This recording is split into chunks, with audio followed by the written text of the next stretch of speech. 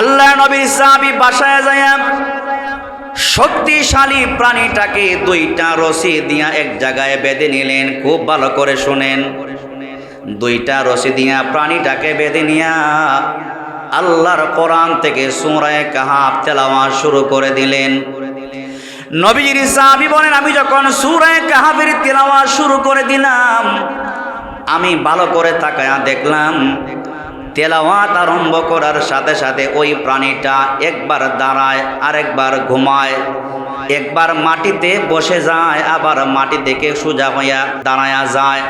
এইভাবে লাফালাফি করে একটু অশান্তি ভাব করে বসে একবার, দাঁড়ায় একবার, বসে একবার, দাঁড়ায় একবার। নবীজির সাহাবী বলে, আমি ভালো করে তাকায়া দেখলাম, অনুমান করলাম এই প্রাণীটা দুইটা রশি ছিঁড়ে অন্যত্র চলে যাবার উপক্রম হয়ে যাইতেছে। এমন সময় তেলাওয়াত আমি বন্ধ করলাম না, তেলাওয়াত শুরু করলাম।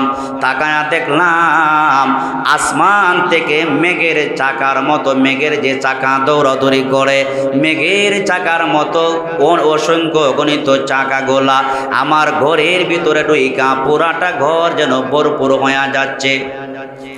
রাত্রিবেলায় আমি ভয় পেয়ে গেলাম, কি বিষয়ে? আমি তেলাওয়াত করলাম, ওইদিকে গুড়াটা লাফালাফি করে, আবার মেঘের চাকার মতো আমার পুরাটা ঘর যেন ভরপুর হয়ে যাচ্ছে। আমি ভয় পেয়ে গেলাম, ভয় পাইয়া আস্তে করে তেলাওয়াতটাকে বন্ধ করে দিলাম। পরের দিন ফজরের নামাজের পরে আল্লাহ নবীর দরবারে যায় বলতেছি, ইয়া রাসূলুল্লাহ, ইয়া হাবিবাল্লাহ, আপনার জবান মুবারক থেকে ওয়াসই না। রাত্রিবেলায় বাসায় যায় তেলাওয়াত যখন আরম্ভ করলাম, আল্লাহর নবী এই হইল কাহিনী, গুড়াটা লাফালাফি করে মেঘের চাকার মতো আমার ঘরটা যেন ভরপুর হয়ে যায়। ভয় পায়া তেলাওয়াতটা বন্ধ করে দিলাম। আল্লাহর নবী বলতেছেন, সাহাবীরে শোনো, ভয় পাওয়ার কিছু ছিল না। এরে আমার সাহাবী, ভালো করে শোনো, তুমি যখন তোমার বাসায় যায়া আল্লাহর কোরআন থেকে সূরা কাহাফের তেলাওয়াত শুরু করে দিয়েছো, গুড়াটা লাফালাফি করেছে, মেঘের চাকার মতো, ছায়ার মতো যা তুমি দেখতে পেয়েছো, এগুলা মেঘের ছায়া না, মেঘের চাকা না। আল্লাহ পাক রব্বুল আলামিন তোমার তিলাওয়াতের সাথে সাথে, তিলাওয়াতের বরকতে আসমান থেকে ঝাঁকে ঝাঁকে রহমতের ফেরেশতা তোমার ঘরে ঢুকিয়ে দিয়েছে। আমার ইমানদার ভাইয়েরা, শুধু তাই না, আল্লাহর নবী বলেন, জুমার দিনে যেই ব্যক্তি সূরা কাহাফ যেভাবে আল্লাহ নাজিল করেছেন, অর্থাৎ শুরু থেকে নিয়ে শেষ পর্যন্ত যেই ব্যক্তি তেলাওয়াত করতে পারবে, সহি শুদ্ধ তেলাওয়াত, আল্লাহর নবী বলেন, জুমার দিনে যেই ব্যক্তি সূরা কাহাফ সহি শুদ্ধ করে শুরু থেকে নিয়ে শেষ পর্যন্ত তেলাওয়াত করতে পারবে, ওই তিলাওয়াতকে কিয়ামতের ময়দানে আল্লাহ পাক তিলাওয়াতকারী ব্যক্তির জন্য নূর বানায়া দিবেন, আলো বানায়া দিবেন। আপনারা প্রশ্ন করবেন, হুজুর ওই আলো দিয়ে আমি কি করব, ওই লাইট দিয়ে আমি কি করব? দৃষ্টান্ত দিয়ে সহজে বুঝাইয়া দিলে বুঝবেন। আমাদের স্টেজের চতুর্দিকে কম বেশি 4-5টা লাইট আছে কি নাই? আরো জোরে কোন লাইট আছে না নাই? এই লাইটগুলা যদি এই জায়গায় না থাকতো, এই মাঠটা অন্ধকার হয়ে যেত, একজনের চেহারা আমরা আরেকজন দেখতে পাইতাম না। কথা কোন ঠিক কিনা? এই সামান্য 2-4টা লাইটের কারণে এত বিশাল বড় একটা মাঠ যদি এত আলোকিত হয়ে যায়, নবী বলেন কিয়ামতের ময়দানে মুসিবতের সময়ে ওই সূরা কাহাফের তেলাওয়াতকে রব্বুল আলামিন আমাদের জন্য আলো বানায়া দিবেন, লাইট বানায়া দিবেন। আর কিয়ামতের ময়দানে অন্ধকার হওয়াটাও এক প্রকার আল্লাহর পক্ষ থেকে আযাব, গজব।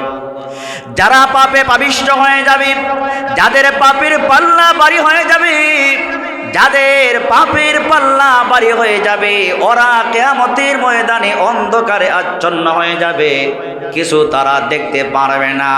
অন্ধকার যদি হয়ে যায়, রাস্তাঘাটে চলাফেরা কঠিন না সহজ? জোরে বলেন। অন্ধকারে রাস্তাঘাটে চলাফেরা যেমন কষ্ট হয়, অসুবিধা হয়, সামনে চলাচল করা যায় না, আরো সহজ করে বোঝায়া দেয়। সিলেট থেকে ঢাকায় যদি ভালো একটা ব্র্যান্ডের গাড়ি যদি যাওয়া লাগে, ওই গাড়ির সামনে যদি ভালো মানের লাইট না থাকে, অন্ধকার যদি থাকে, ওই গাড়িটা ঢাকাতে যাওয়া একদম কঠিন হয়ে যাবে। কথা কোন ঠিক কিনা? লাইট থাকলে যাওয়াটা সহজ হয়ে যাবে। আল্লাহর নবী বলেন, মায়ার উম্মত, যেই ব্যক্তি জুমার দিনে সূরা কাহাফ সহি শুদ্ধ করে তেলাওয়াত করতে পারবে, কিয়ামতের ময়দানে ওই তিলাওয়াতকে রব্বুল আলামিন আমার আপনার জন্য আলো বানায়া দিবেন, লাইটের চাইতে আরো হাজার গুণে বেশি আলো বানায়া দিবেন। ওই আলোর সাহায্যে 30,000 বছরের ফুলসিরাতের রাস্তা, 30,000 বছরের ফুলসিরাতের ব্রিজ, ওই লাইটের আলোতে আপনি সহজে পাড়ি দিয়া জান্নাতে প্রবেশ করতে পারবেন। সুবহানাল্লাহ। ওই ইমানদার ভাইরা, শুধু তাই না, আল্লাহর নবী আর বলেন, যেই ব্যক্তি জুমার দিনে সহি শুদ্ধ করে সূরা কাহাফ ভালো করে তেলাওয়াত করতে পারবে, ওই জুমা থেকে নিয়ে আগামী জুমা আসার আগ পর্যন্ত আপনার মনের অজান্তে যত রকমের সগীরা গুনাহ হবে, প্রতিটা সগীরা গুনাহকে রব্বুল আলামিন তেলাওয়াতের বরকতে মাফ করে দিবে। সুবহানাল্লাহ। তাহলে তেলাওয়াতের দরকার আছে না নাই? মহব্বতে কোন তেলাওয়াতের দরকার আছে না নাই?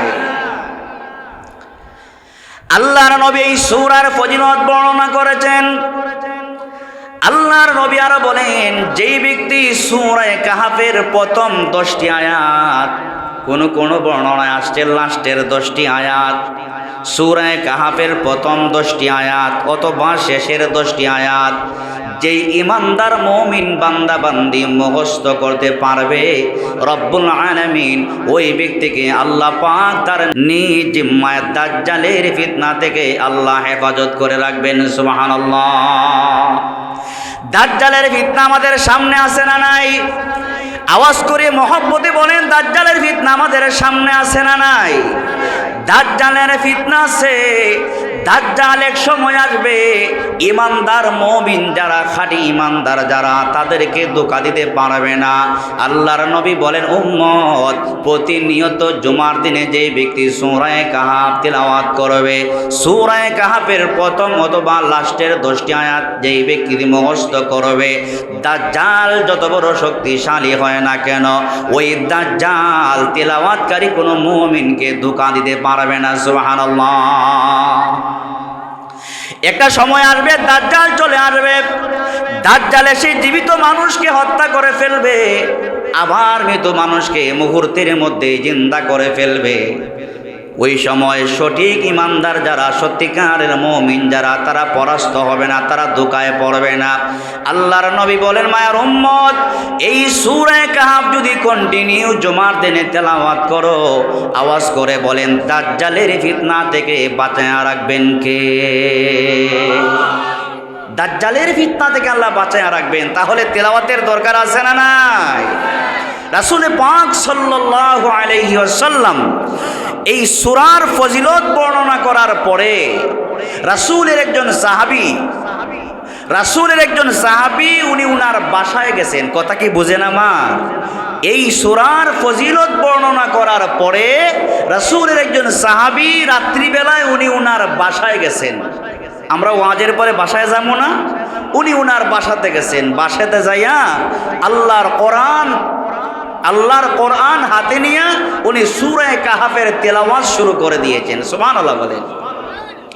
সাহাবী আল্লাহর কোরআন থেকে সূরা কাহাফ তেলাওয়াতের আগে উনি বলতেছেন, ওনার শক্তিশালী একটা প্রাণী ছিল, একটা জানোয়ার ছিল। ওই জানোয়ারটাকে প্রতিদিন, ওই প্রাণীটাকে প্রতিদিন একটা রশি দিয়ে উনি বেঁধে রাখতেন, যাতে করে ছুটে অন্যত্র না যায়। সাহাবী বলেন, ওই দিন রাসূলের ওয়াজ শুনে বাসায় যায়া আমার শক্তিশালী এই প্রাণী বা জানোয়ারটাকে, উট বলেন বা ঘোড়া বলেন, এটাকে আমি 2টা রশি দিয়ে বেঁধে রাখলাম, যাতে করে ওই 2টা রশি ছিঁড়ে অন্যত্র পলায়ন করে যাইতে না পারে। আল্লাহ নবীর সাহাবী বাসায় যায় শক্তিশালী প্রাণীটাকে দুইটা রশি দিয়া এক জায়গায় বেঁধে নিলেন। খুব ভালো করে শুনেন, দুইটা রশি দিয়া প্রাণীটাকে বেঁধে নিয়া আল্লাহর কোরআন থেকে সূরা কাহাফ তেলাওয়াত শুরু করে দিলেন। নবীজির সাহাবী বলেন, আমি যখন সূরা কাহাফের তেলাওয়াত শুরু করে দিলাম, আমি ভালো করে তাকায়া দেখলাম তেলাওয়াত আরম্ভ করার সাথে সাথে ওই প্রাণীটা একবার দাঁড়ায়, আরেকবার ঘুমায়, একবার মাটিতে বসে যায়, আবার মাটি থেকে সোজা হইয়া মাটি থেকে দাঁড়ায়া যায়। এইভাবে লাফালাফি করে, একটু অশান্তি অশান্তি ভাব করে, বসে একবার দাঁড়ায় একবার, বসে একবার দাঁড়ায় একবার। নবীজির সাহাবী বলে, আমি ভালো করে তাকায়া দেখলাম, অনুমান করলাম এই প্রাণীটা দুইটা রশি ছিঁড়ে অন্যত্র চলে যাবার উপক্রম হয়ে যাইতেছে। এমন সময় তেলাওয়াত আমি বন্ধ করলাম না, তেলাওয়াত শুরু করলাম। তাকায়া দেখলাম আসমান থেকে মেঘের চাকার মতো, মেঘের যে চাকা দৌড়াদৌড়ি করে, মেঘের চাকার মতো অসংখ্য গণিত চাকাগুলা আমার ঘরের ভিতরে ঢুইকা পুরাটা ঘর যেন ভরপুর হয়ে যাচ্ছে। রাত্রিবেলায় আমি ভয় পেয়ে গেলাম, কি বিষয়ে? আমি তেলাওয়াত করলাম, ওইদিকে গুড়াটা লাফালাফি করে, আবার মেঘের চাকার মতো আমার পুরাটা ঘর যেন ভরপুর হয়ে যাচ্ছে। আমি ভয় পেয়ে গেলাম, ভয় পাইয়া আস্তে করে তেলাওয়াতটাকে বন্ধ করে দিলাম। পরের দিন ফজরের নামাজের পরে আল্লাহ নবীর দরবারে যায় বলতেছি, ইয়া রাসূলুল্লাহ, ইয়া হাবিবাল্লাহ, আপনার জবান মুবারক থেকে ওয়াসই না। রাত্রিবেলায় বাসায় যায় তেলাওয়াত যখন আরম্ভ করলাম, আল্লাহর নবী এই হইল কাহিনী, গুড়াটা লাফালাফি করে মেঘের চাকার মতো আমার ঘরটা যেন ভরপুর হয়ে যায়। ভয় পায়া তেলাওয়াতটা বন্ধ করে দিলাম। আল্লাহর নবী বলতেছেন, সাহাবীরে শোনো, ভয় পাওয়ার কিছু ছিল না। এরে আমার সাহাবী, ভালো করে শোনো, তুমি যখন তোমার বাসায় যায়া আল্লাহর কোরআন থেকে সূরা কাহাফের তেলাওয়াত শুরু করে দিয়েছো, গুড়াটা লাফালাফি করেছে, মেঘের চাকার মতো ছায়ার মতো যা তুমি দেখতে পেয়েছো, এগুলা মেঘের ছায়া না, মেঘের চাকা না। আল্লাহ পাক রব্বুল আলামিন তোমার তিলাওয়াতের সাথে সাথে তিলাওয়াতের বরকতে আসমান থেকে ঝাঁকে ঝাঁকে রহমতের ফেরেশতা তোমার ঘরে ঢুকিয়ে দিয়েছে। রহমতের ফেরেশতা আল্লাহ ঢুকিয়ে দিয়েছেন। যে আল্লাহ পাক ওই সাহাবীর করে রহমতের ফেরেশতা ঢুকাতে পারেন, আওয়াজ করে বলেন সেই আল্লাহ আজও আছে না নাই? আওয়াজ করে বলেন সেই আল্লাহ আজও আছে না নাই? সেই আল্লাহ যদি আজও থাকেন, এই বিশ্বাস আমাদের অবশ্যই অবশ্যই আছে। আল্লাহ সব সময় আছেন, সব সময় থাকবেন। আমার আপনার ঘরে রহমতের ফেরেশতা ঢুকাতে হলে আমাদের কোরআন তেলাওয়াতের দরকার আছে না নাই? আরো যেরকম দরকার আছে না নাই? এই পর্যন্ত আপনাদের সামনে যা বললাম, আওয়াজ করে মহব্বতে বলবেন, আমাদের প্রতিটা ঘরে ঘরে বাসাতে আল্লাহর কোরআন থেকে তেলাওয়াতের দরকার আছে না নাই? জুড়ে বলেন, তেলাওয়াতের দরকার আছে না নাই? আজ সমাজে রন্ধ্রে রন্ধ্রে শান্তি বেশি না অশান্তি বেশি? ঘরে ঘরে অশান্তির দাবানলের মতো আগুন জ্বলতেছে, ঠিক না? স্বামী স্ত্রীর মধ্যে মিল নাই, ভাইয়ে ভাইয়ে মিল নাই, ভাই বোনের মধ্যে মিল নাই, ছেলে বাবার মধ্যে মিল নাই। এর মধ্যে যেই কয়েকটা কারণ খুঁজে পাওয়া যাবে, এর মধ্যে একটা কারণ আল্লাহর কোরআনের তেলাওয়াত না হওয়ার কারণে প্রতিটা ঘরে ঘরে, আপনাদেরকে টার্গেট করে বলি না, ঘরগুলাতে যেই নিয়ম মোতাবেক যেই টাইম মেনটেন করে আমরা টিভির টকশো দেখি আর গান নাটকগুলো আমরা দেখি, এইভাবে আমরা আল্লাহর কোরআন তেলাওয়াত হাতে নেওয়ার সুযোগ পাই না। কথা ঠিক কিনা? যদি কোনো অবস্থায় কোনো নাটক যদি চলেও যায়, আবার রিটার্ন করে দেখে, দেখে কি দেখে না? দেখে। আফসোস, মুসলমানের ঘরে আজ টিভির আওয়াজ শোনা যায়, কোরআনের আওয়াজ শোনা যায় না। আল্লাহর কসম, আমরা যদি আজকের এই মাহফিল থেকে শিক্ষা গ্রহণ করতে পারি, রব্বে কাবা আমাদের ঘরগুলাতে কোরআন তেলাওয়াতের বরকতে আমাদের ঘরের অভাব অনটন সব কিছুকে আল্লাহ তাআলা দূর করে দিবেন। সেই ক্ষমতা আল্লাহর আছে না নাই? জোরে বলুন, সেই পাওয়ার আল্লাহর আছে না নাই? সহজ একটা উদাহরণ দেই, আপনারা সহজে বুঝবেন। দিব? রাসূলের সাহাবী হযরতে আব্দুল্লাহ ইবনে মাসউদ রাদিয়াল্লাহু আনহু, প্রসিদ্ধ বড় একজন সাহাবীর কথা বলতেছি, খুব খেয়াল করে শুনেন। আল্লাহ পাক রব্বুল আলামিন উনাকে শুধু মেয়ে সন্তান দিয়েছেন, ছেলে সন্তান দেন নাই। এমন আমাদেরও অনেক ভাই এমনও থাকতে পারে যার ঘর থেকে শুধু মেয়ে সন্তান আসে, ছেলে সন্তান হয় না। এমন আছে না নাই? জোরে বলেন, এমন আছে না নাই? আছে। এটা আল্লাহর পরীক্ষা। কাউকে আল্লাহ ছেলে দেন, কাউকে আল্লাহ মেয়ে দেন। যাকে আল্লাহ ভালোবাসেন তাকে ছেলেও দেন, মেয়েও দেন। যাকে আল্লাহ ভালোবাসেন তাকে শুধু মেয়ে দেন। যাকে আল্লাহ ভালোবাসেন ছেলেও দেন না, মেয়েও দেন না। এগুলা সব হইল আল্লাহ তাআলার পরীক্ষা। তো রাসূলের ওই সাহাবীকে রব্বুল আলামিন মেয়ে সন্তান দিয়েছেন, পুত্র সন্তান দেন নাই।